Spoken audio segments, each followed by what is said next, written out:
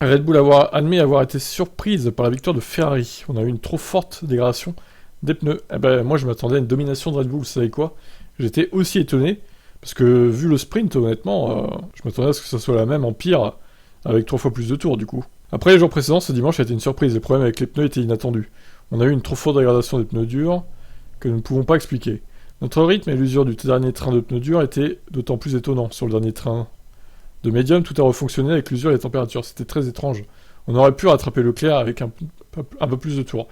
Oui, alors, relativisons quand même, parce que Leclerc, il se battait avec une voiture qui était très capricieuse à la fin du Grand Prix.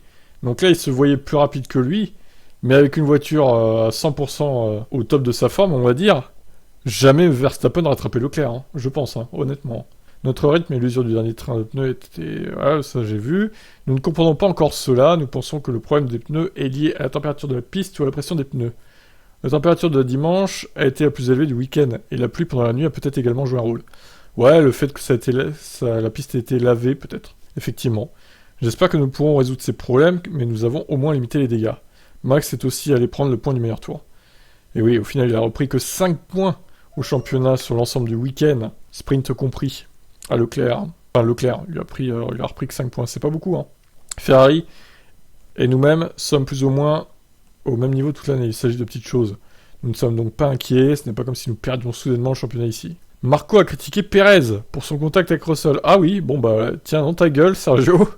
Avant le départ, nous avons souligné à nos pilotes qu'il ne devrait pas y avoir de dépassement à l'extérieur du virage 4 car ce n'est pas possible. Ah ouais, d'accord. Ce qu'il a tenté était totalement inutile, même s'il n'est pas blâmé pour la collision. Ok, bon bah voilà, Perez qui se prend un taquet dans la tronche, c'est gratuit. Alors effectivement, si en interne ils avaient dit n'essayez pas de dépasser au virage 4 car c'est pas possible, bon, Perez là je comprends pas en fait. Il n'a pas écouté son équipe finalement. Il en a fait qu'à sa tête Sergio et au final bah ça a foiré quoi, hein.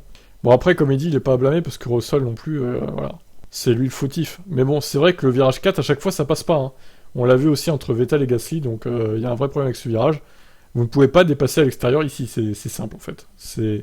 On pourrait croire qu'on peut, mais non on peut pas. C'est rédhibitoire. Bon, vous en pensez quoi vous de ces déclarations? Ciao.